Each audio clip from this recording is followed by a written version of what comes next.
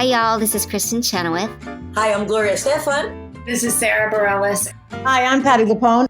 This is Lin-Manuel Miranda. You're listening to the Broadway Podcast Network.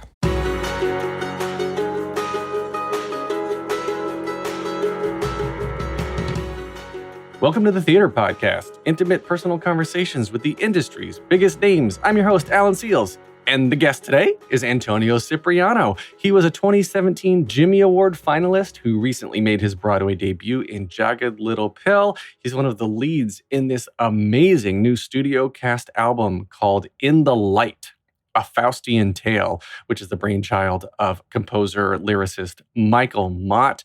Antonio Tony, whatever you want to call him. We got into lots of names.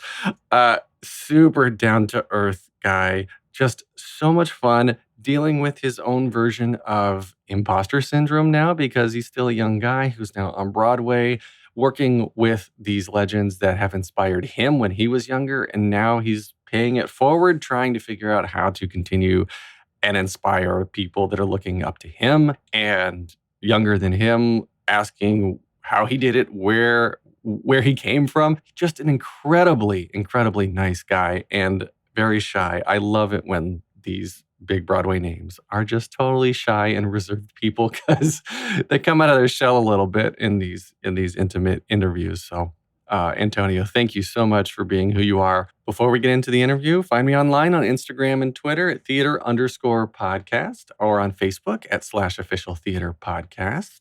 Show your support for the podcast at ttp.fm/Patreon, Patreon. Please leave a rating and a review wherever you are listening now. And everybody, please now enjoy this episode with Antonio Cipriano. Here you go. 1, 2, 3.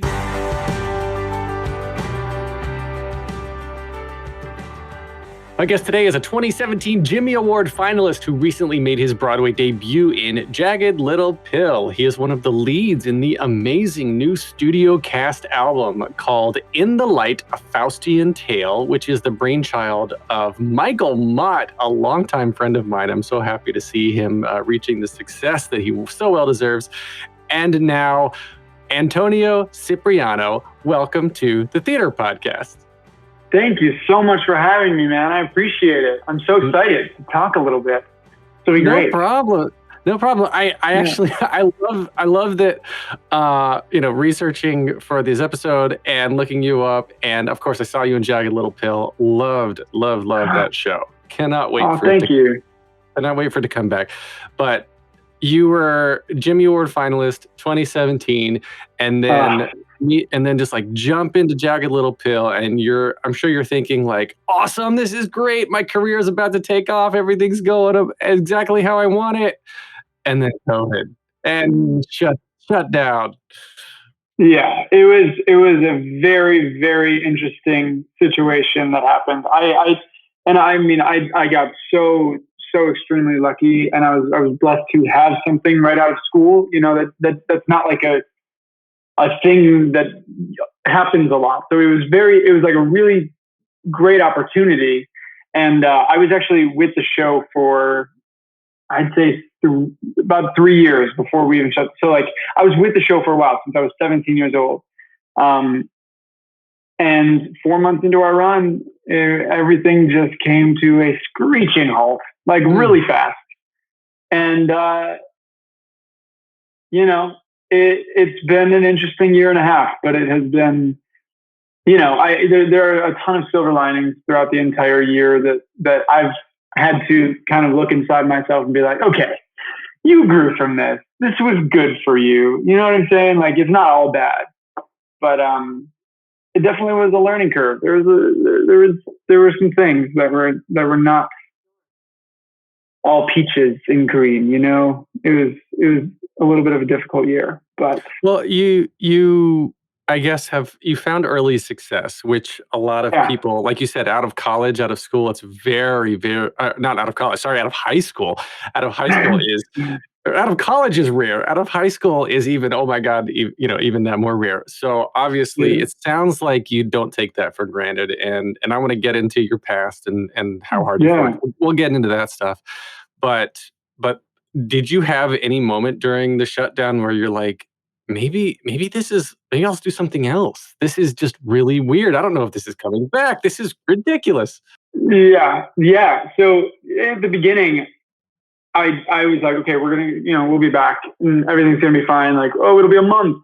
I'm actually kind of grateful that we get this month to kind of relax and like take a breather, because we had just gone through previews. We had just opened, like we were working all the time. So it was kind of nice to have that breather. But it was actually like, I would say probably 2 months ago, I was like, okay, do I just want to like be a professional golfer or something? Like, let me like, because like during COVID I had so much time, and like the only thing that was open for a while was golf courses. So I played golf my whole life just for fun with my family, and we started going all the time, and I just fell in love with it. And I was like, do I want to do that instead? I mean, I'm definitely not like that good, but it was just something that I love, and it was the thing that I could do during COVID, and there wasn't a lot of performance opportunities. So I was just like, it wasn't like 100% serious. It was more of just like why don't I just do this? Because nothing is happening right now. But luckily, things are starting to come back. The world is starting to feel normal a little bit again, which is amazing. I didn't even think that was like a possible thing at certain points. I was like, are we ever going to get back to normality? It didn't feel like that was even a possibility. So it's cool to see some light at the end of the tunnel, for sure. Yeah. I agree. It was such an adjustment to not be going out and seeing shows, and not be hanging out with friends, and not be doing this. And then now that we're able to again, I'm looking around and just kind of a little bit scared. And it's like, I want to hug everyone, but I can't, or don't. Obviously, you don't know what everybody's comfortability level is with all of the everything going on, but it's kind of a little bit nuts. But I'm going to bring this to in the light, because the album was just released as we record this a week or two ago in its full length, right? And what, I guess, when were you involved with the recording? And I guess there was readings beforehand, and this is a bit unusual in that a full studio album, a full cast album, was made before the show's ever been really put on its legs in front of an audience. Yeah. So I'm trying to remember like the exact time that I started working with Michael. Because it was before I did like some sort of. Okay, I started out doing in the like April of 2019, I believe. And I did one of the first workshops that they did on the show. I think they did a few before. Like, I mean, this has been Michael's thing since college. Like, this has been an idea for so long. But I did the first workshop, or one of the first workshops, and then we did like a recording of a few songs a few months after that, in the summer of 2019. And then Michael started, like over the past year before COVID, and then during COVID, he's been raising money to get like a huge studio album, and like had a freaking orchestra in Vienna. Like, what? Like, it's incredible how it all came together. But I recorded all of my stuff remotely. I was living in LA at the time, and he had a friend out there, and I went over to his house, and we were all COVID safe. But he had an in-home studio, and we just recorded all of my stuff there. And it was, and believe it or not, this is the second time that I recorded an album remotely during COVID. So it's like, I guess, just the new norm. I can't wait till I can be in a studio with people again. It'd be great. I would love that. But it's really cool how it all came together, and like how many people, where everyone filmed, recorded, and stuff like that is really, really awesome. Like, all around the world. I was going to ask about the timing of that, because I saw on the Instagram account for the show, it's showing a lot of behind the scenes and getting into the studio, and it looked like that it was during COVID that people sort of got together recently, right, when everybody was starting to get vaccinated and everything. So, so the music itself, like everything was remote. It didn't even occur to me that was I guess available. I guess it was kind of the only option at the time, right? Yeah. So the album though, I guess you said April 2019. Yeah, I know Michael's been working on it for a pretty long time. I remember seeing posts about it from his years and years and years ago. But how did you get involved in the first place? Was it just an open call, or did you know Michael through some other means? So I believe the first time Michael and I talked was on Instagram DM, and I'm pretty sure he direct messaged me, and I can't remember what he said. I think like the first time was like, "Hey, I have this thing, would love for you to be a part of it." And I was like, "Oh, amazing. This is awesome." And he was like, "Jeremy Jordan's in it." I was like, "Oh my God, I look up to that guy. Holy crap, this is crazy." And just went from there. I don't like, the timeline is so screwed up in my head right now. Like I don't remember anything. It's because like we lost a whole year. So it's kind of weird to recall, like that happened like 2 years ago at this point, and I can't even like wrap my head around that. Yeah, the rest of the cast, Jeremy Jordan, Sierra Renee, like all these folks. I was going to ask you about that too, because these are people that have been established in the industry that I feel like that I've heard from people in similar situations of yours of as younger children, or even at your age now, they're looking up to their people, and now you're performing alongside them. Have you actually met any of them in person yet? Have you been able to? Yeah, so I did the workshop with Jeremy in 2019. Great. That was really cool. And I'm not going to do any spoilers, but we have a very intense moment in the show together. And it was very, very cool to do that with him, because if he listens to this, he's going to be like, "Oh, such a weird kid." But like, I remember like he was one of the first Broadway people that I ever like discovered, like just ever knew about Broadway. Like him and like Aaron Tveit were like the guys that I was like, holy crap. But yeah, it was really, really, really great to work with him. I have not met Sierra, but I worked with Saleha as well. We worked together on a little workshop together in summer of 2019, and she is the best. I love her. She's so much fun. Yeah. I mean, it's an amazing cast, and the music. The music is incredible. I was looking at the comments in the music video for Tomorrow Begins Today is the music video that just came out, and the comments.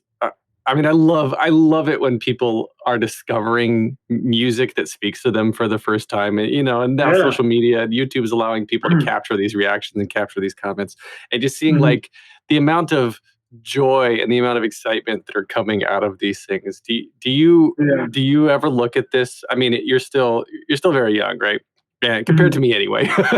and looking at where you are now, even having a year missing from your career because of COVID, do you look and see where you are, and you're like, I can see myself in these other kids, and these kids that are looking up, and like the stage door interactions and the comments in Jagged Little Pill, and I mean, you've got a big social media following, so I'm sure there's a lot of people that reach out for various reasons. And how do you internalize some of that and give back to these people who are following you now, who are looking up to you?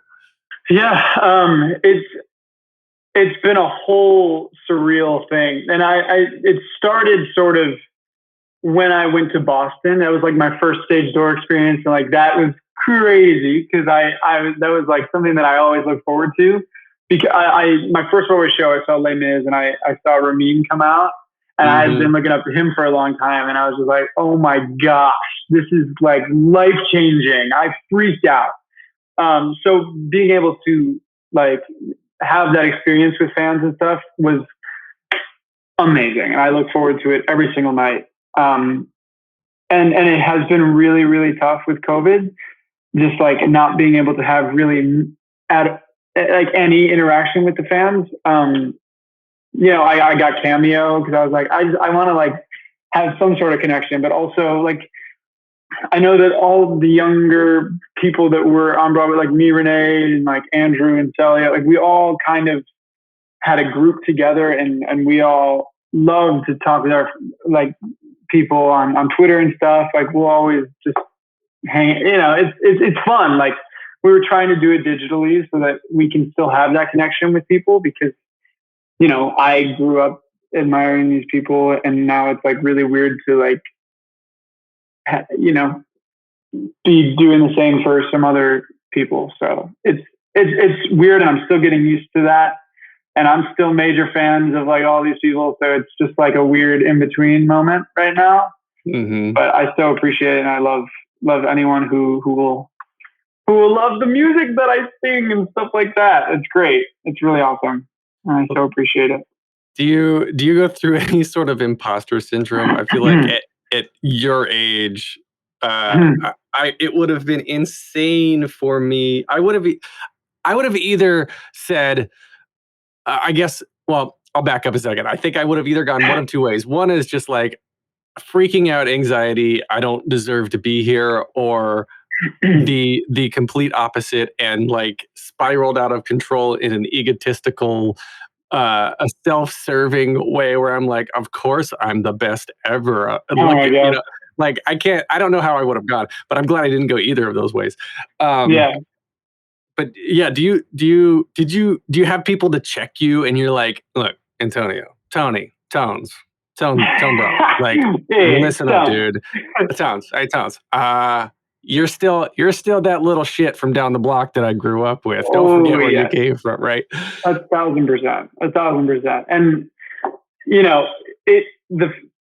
it's definitely more than the first thing, the imposter syndrome. Like I'm like, what? Why am I don't deserve to be here? Are you kidding me? And like if I'm ever asked to do like a workshop or like a Q&A with somebody, I'm like, guys, if you ask me for advice, I'm like a few years older than you. Like I don't have anything on you. Like literally I got lucky and whatever, it's fine. But like, don't listen to me. It's basically, I'm just like, I don't know. And I feel weird telling you these things because I feel like I don't have the right to be like, oh, you should do this. And it's major that all the time. But there is also, I'm definitely, my dad, the number one thing he taught me was always to have humility and be humble, because like, if you aren't that, like if you are literally nothing, like you can't, you want to be someone who people want to work with. Like, don't ever let that go to your head. Be the best, hardest working person in the room. Like that was drilled into me as a young kid and growing up. And like, that's something I will always live by. Like if I ever got like a big head, I would personally punch myself in the face. You know what I'm saying? Like like what is the point of that? You know what I'm saying? It's, I wouldn't be able to live with myself. It's a level of confidence, I think, that you have to be able to be okay with that, because if you have if you're very braggadocious, I think it's a lot of insecurity, right? You're covering up for that imposter syndrome. Yeah. You're covering up for insecurity, or you need that validation. And actually, I think this is a really good time to talk. Tell me about how you got into performing and how you grew up too, because it sounds like your dad very smartly just instilled this value in you of like, treat everybody the same, treat everybody nice, don't have a big head. And the advice that I have heard over and over again that I think, I'll give you this that you can tell to everybody else when they ask you for advice, is be the person that everyone wants to work with the next time. Yeah. 100%. And that's what it sounds like you are. And I can sit here and I'm just looking at you as we're chatting here virtually, and I'm like, I get this good feeling from you that like you're genuine, you're in the moment, and you're listening, and you care about being here. And it's not just another, you're not just doing a thing to do a thing because you have to. Like I don't know. I'm not describing this well, but I can tell that. Oh, you're welcome. I can tell the difference, I guess, between somebody who's really in the moment and listening. And I think, we hear this all the time, right? That being a good actor is being a good listener. Mhm. And if you're carrying that into your personal life, and that's just who you are, if you're actively listening and actively watching what's going on in the world around you, you're just going to be a better performer. And I always tell people this when I'm like in a big group or anything. This is something I always tell people because I just realized that I have this like crazy social anxiety that, like a lot of people tend to have. You just kind of shove it to the side. But recently you'll notice if we ever hang out in a big group, I'm usually very quiet, but I always tell people, I'm like, I just want to listen. I love to hear stories. I love listening to people tell great stories. Like, it's my favorite thing to do. So yeah, like I've always been like that. And as you can see, I speak in drafts all the time. Sometimes I just cannot get a complete thought out. Sorry about that. If the editing for this is going to be awful for you, but that's just how I am, and I'm working on it. We all got things we want to work on, but yeah, that's like the number. I just love to listen. So I appreciate you saying that. It's like what I do all the time. Oh, and I don't talk. You're very welcome. So, well, tell me then about how did you grow up? How you grew up in Michigan, I believe, right? And then how did you get into performing? So I grew up in Michigan. I'm actually here right now, and about when I was 5 years old, there's like video of me just shirtless, dancing around the house, singing my ass off, like just crazy. I was a wild child, like insane. And my parents were like, whoa, we need to like do something with this energy. And they submitted me for a summer camp when I was 8 years old. And I did High School Musical. I was Zeke.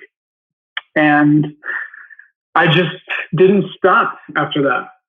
Just kept going. I did community theater. I did high school theater. I did middle school theater. I did the Michigan Opera Theater. I did whatever I could, just because it was just, like, if I wasn't doing 2 or 3 shows at a time, like I was like, what am I doing? Like I need to go to school, then I need to go to rehearsal, then I need to go to the other rehearsal, and then I need to go like sleep for a second and then go do it all again. Like I just needed to be working all the time. And that's sort of a thing that I went through during COVID. I was like, what am I doing? I'm going crazy right now because I don't have anything to do.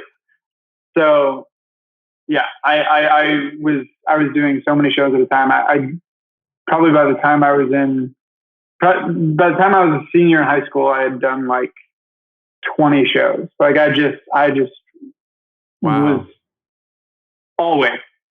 And then on top of that, like playing a bunch of sports and stuff, like I had to be busy or else I would go crazy. Are you an only child, or do you have siblings? No, I have 2 siblings. I have an older brother who is, I believe, turning 23 in this month, and a younger sister who is 18. She's 18. Yes.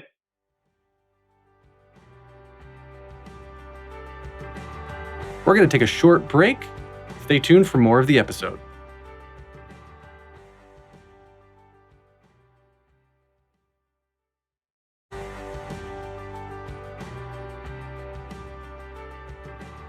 Were you, or I guess, are you sort of the black sheep of the family of being the only one into performing? Or I feel like if one kid is into sports heavily, then usually it's a family affair where everyone travels together and they're doing all the stuff. But was it a family thing to get into performing? I mean, I guess when you said you're 8, you went to the camp, like you could have gone to a soccer camp. Your parents could have put you in an instrument camp or some, band camp. Like, where did the impetus for theater come in? So I very much was like the only one, like in the videos when we were kids, like we all loved music. Like it was like we had our band and everything, how it goes. But I was the only one who really did theater religiously. My brother's senior year of high school, and I was a sophomore. When you're a senior, you're kind of like, I'm going to try this new thing. So, he he bought a ukulele and started learning the ukulele, and he did we did Grease together. I was Danny and he was Kaneki, and it was the best thing ever. And my sister danced her whole life until like 8th grade. So yeah, we were a performing family, but like I was the one who was like doing it all the time. Yeah. And also I got very lucky, you know, I also did like travel baseball and like all this stuff because my brother also did all that stuff, and my sister played volleyball, softball. Like we were very well-rounded children, brought up nice, you know. So yeah, I was very lucky to be able to do a bunch of different things growing up. I don't know how you got any schoolwork done because You know what? That's a very good question. I didn't. I was not a good student.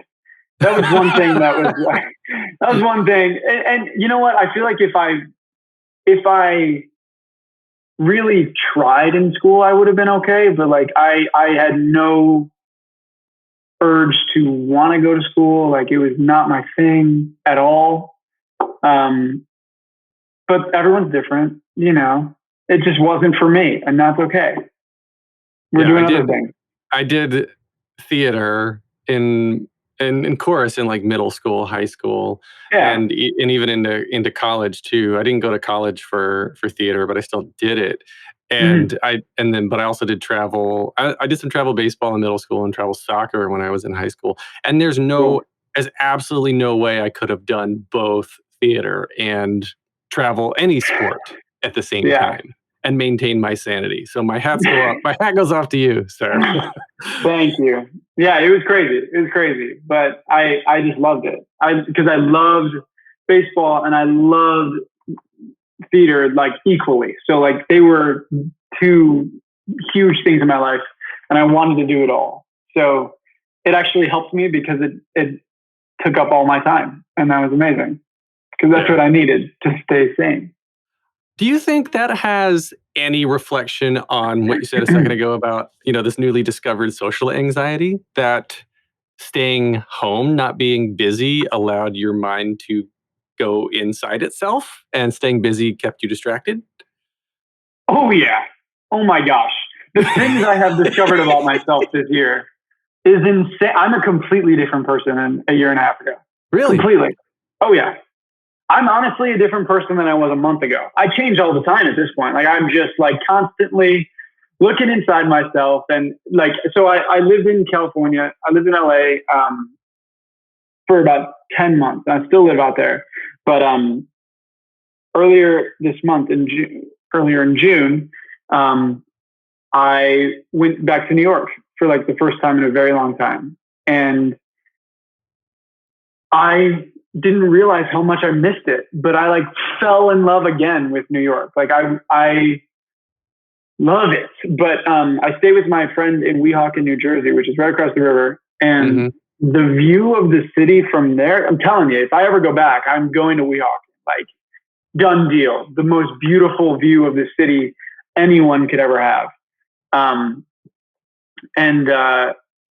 You know, there's like a walk across the river that you can do. And I just started like, you know, really internalizing and like looking inside myself and everything. And I'm just like, wow, you know, everything in life is a construct. And it's like, what was I chasing that made me so sad during this year because I wasn't doing anything, you know, like everything.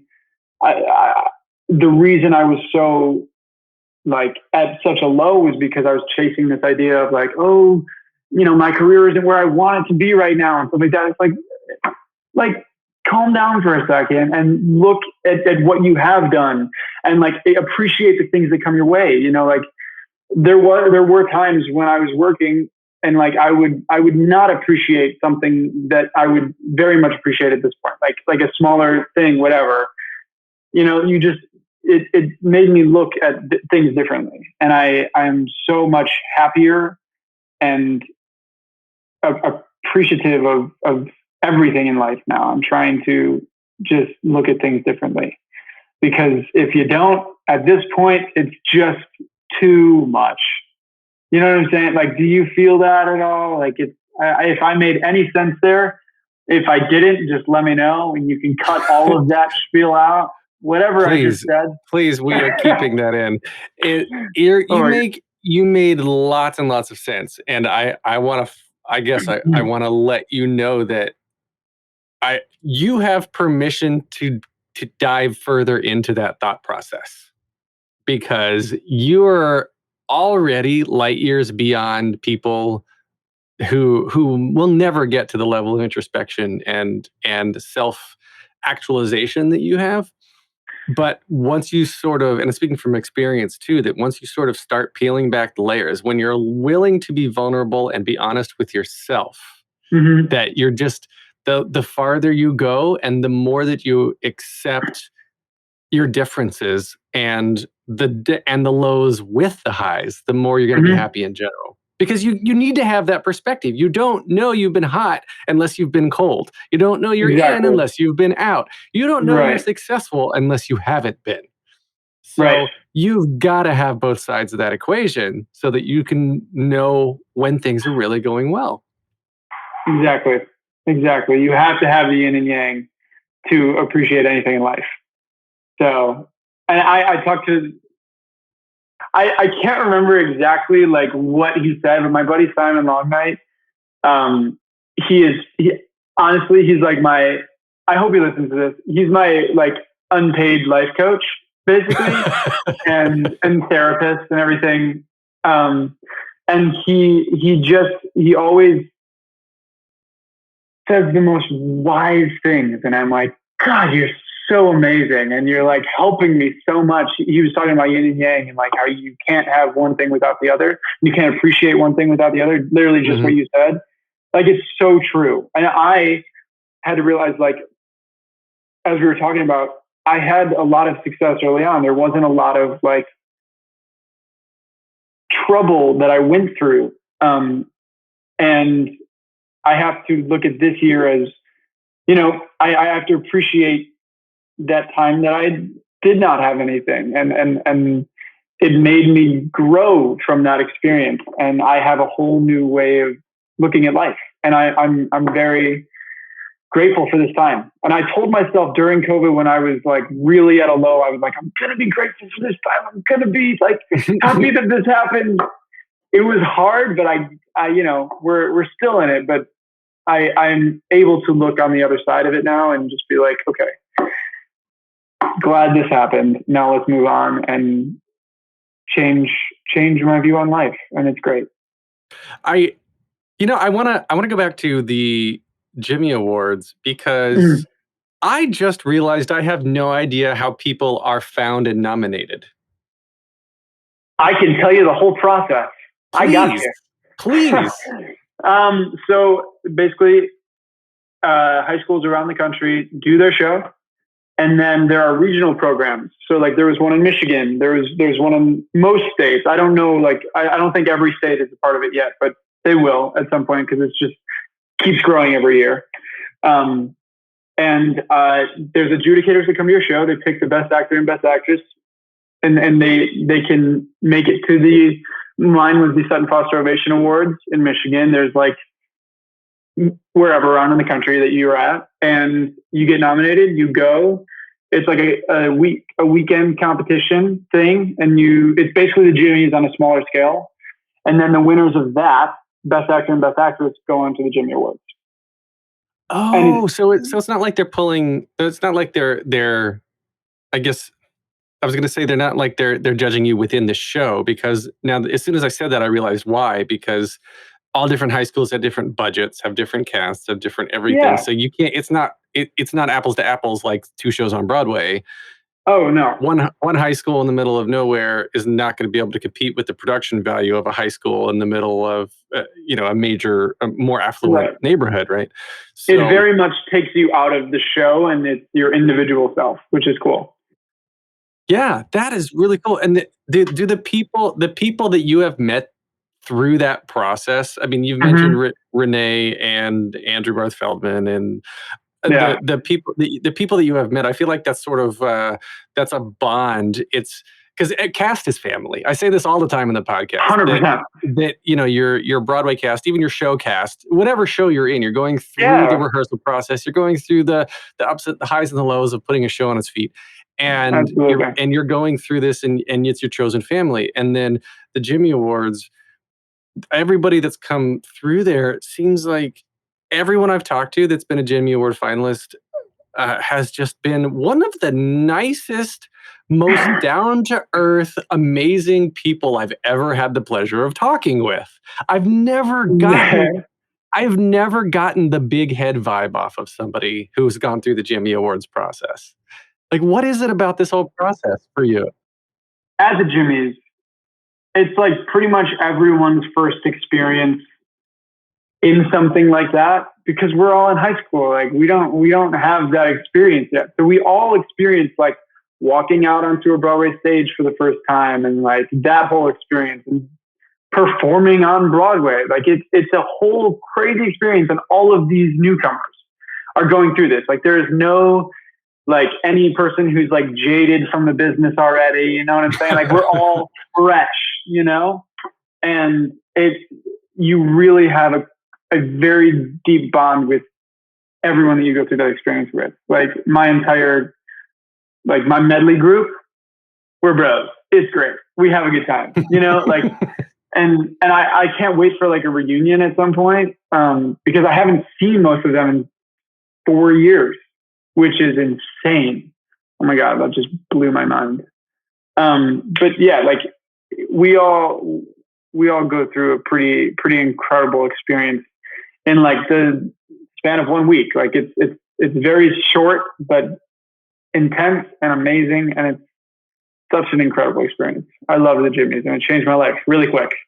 We just gave me a great idea for my next live event. I just did my 150th episode live with the cast of The Prom, and oh my gosh, to celebrate Pride. And so now I think the next live event should be like the Gym Union live event, where we get you and Andrew Barth Feldman and Renee and a bunch of others together for the first time in years, and have this great live event. But it's got to be in person though. That's the catch. Yeah. 100%. We'll get tickets there. We'll get a venue and sell tickets, and it'll be the whole thing. Okay, that's our plan. We'll do that. That'll be our side project. Yeah.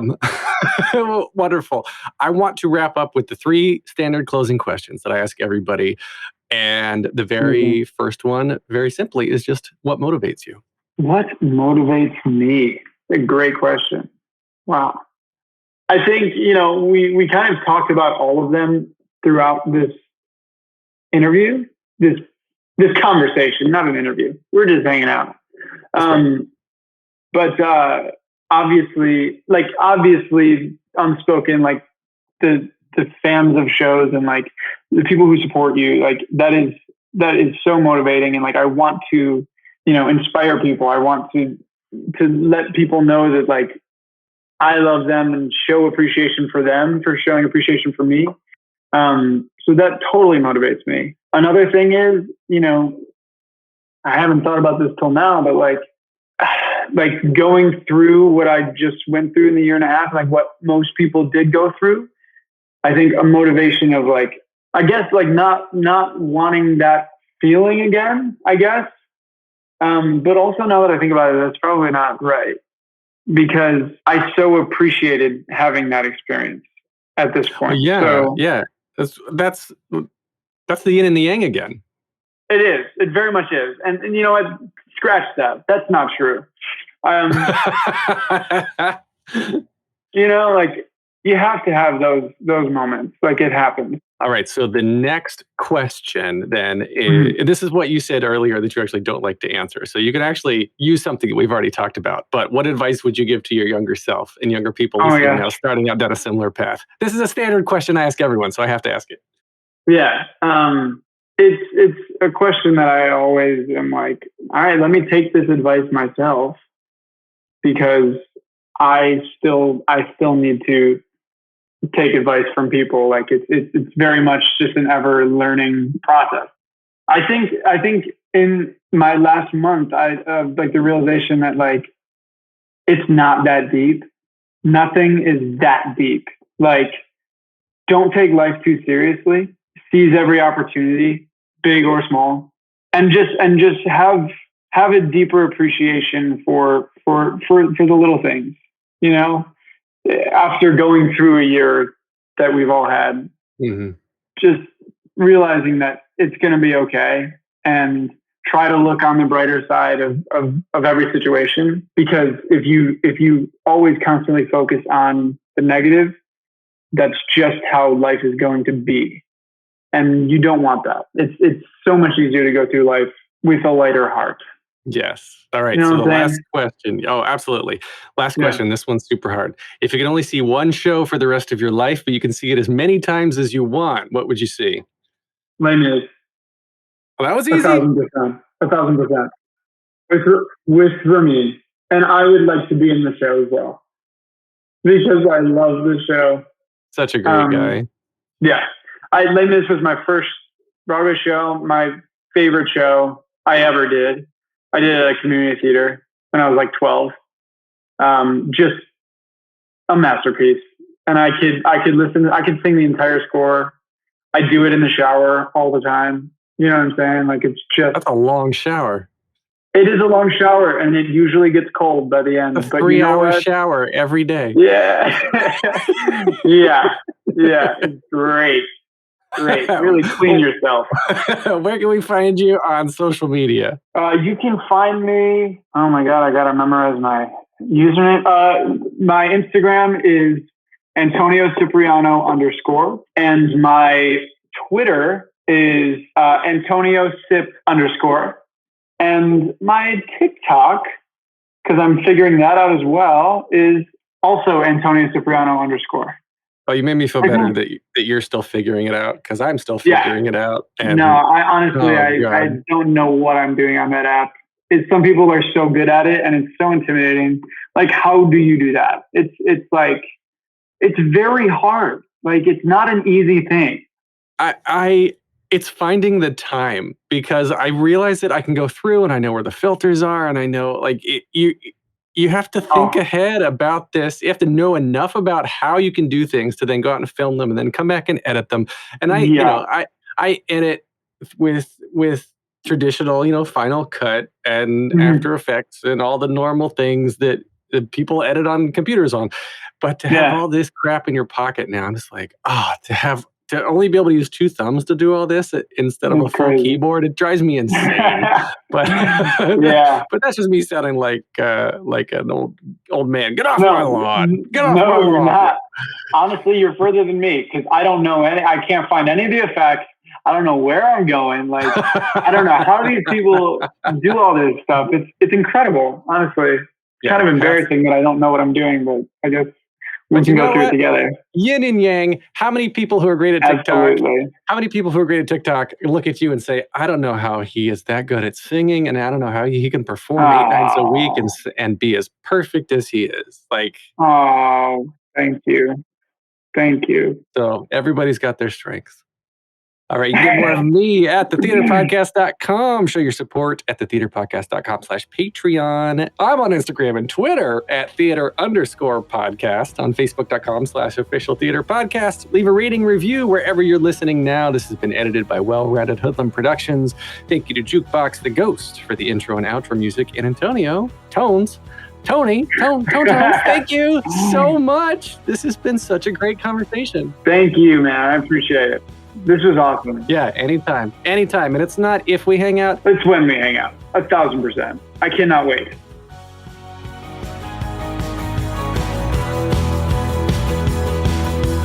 Take a deep breath, make the world a little colorful.